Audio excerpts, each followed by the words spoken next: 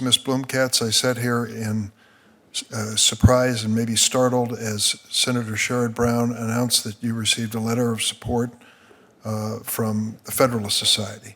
It is rare to have that accolade handed down by a Democratic senator to a nominee from the Biden administration. We are just hours removed from a bipartisan measure passing its first hurdle in the Senate to deal with gun safety. It is such a rarity it made news all across America. To what do you attribute your bipartisan support? Thank you so much for that question, Chair Durbin. One of the best things about being an appellate practitioner in Ohio is our very collegial and supportive and, quite frankly, friendly community. It doesn't matter if we come from different political backgrounds. It doesn't matter if we're on the other side of a case from one another. Sometimes our clients can be fighting quite vigorously against one another, but we're always very professional.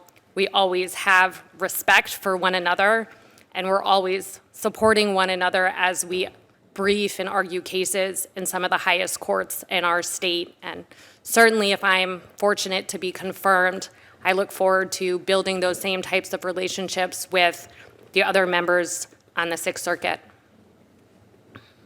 Judge Pan, I could ask you the same question. A nominee in the Biden administration who clearly has many supporters on the other side of the aisle.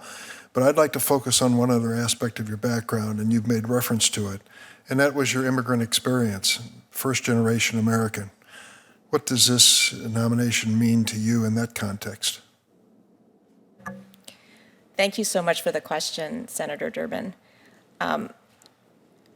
I am so proud of my background and my heritage as an Asian American.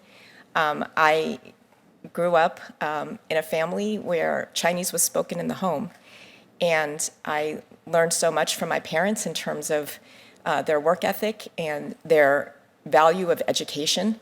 And these are all things that have contributed to who I am today.